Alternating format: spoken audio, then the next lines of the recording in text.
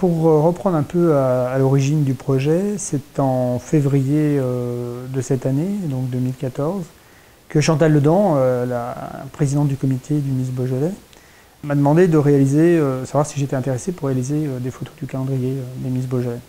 Alors moi j'étais plutôt flatté, mais c'est vrai que j'ai plutôt raisonné avec une approche un peu différente en demandant si elle pouvait me donner carte blanche, enfin c'était la seule condition pour que j'accepte le projet. C'est pourquoi je lui ai proposé ce projet de travailler sur à la fois dans l'univers des Miss, remettre en valeur 12 Miss, donc remonter 12 années en arrière, mais tout en ayant une approche thématique sur chaque Miss. J'ai tout de suite imaginé, puisque moi je suis quand même assez lié à l'univers du patrimoine et de l'humain, d'allier les deux pour essayer de créer un univers cohérent sur 12 mois de l'année. C'est pourquoi j'ai proposé une approche un peu onirique, donc complètement basée sur le rêve, sur l'imaginaire, en transposant nos Miss Beaujolais en nymphes. C'était aussi de les associer à des valeurs fortes, à des éléments forts dans la région. En l'occurrence, j'ai imaginé tout de suite, évidemment, on va dire, on parle Beaujolais, donc on parle vigne.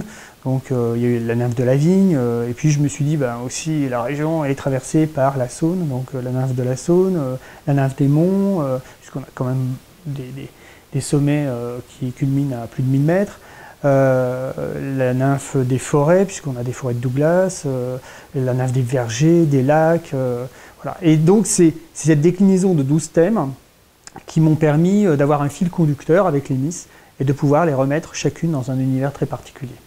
Voilà, donc ça c'est la première page. Alors ça c'est une exclusivité parce qu'encore personne ne l'a vu. Ça, ce sera la première page du calendrier sur laquelle voilà, on a repris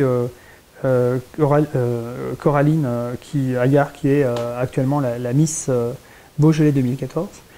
Voilà, on a deux exemples dont ici un visuel qui a été réalisé dans les hauteurs du Haut-Beaujolais, donc à Ranchal.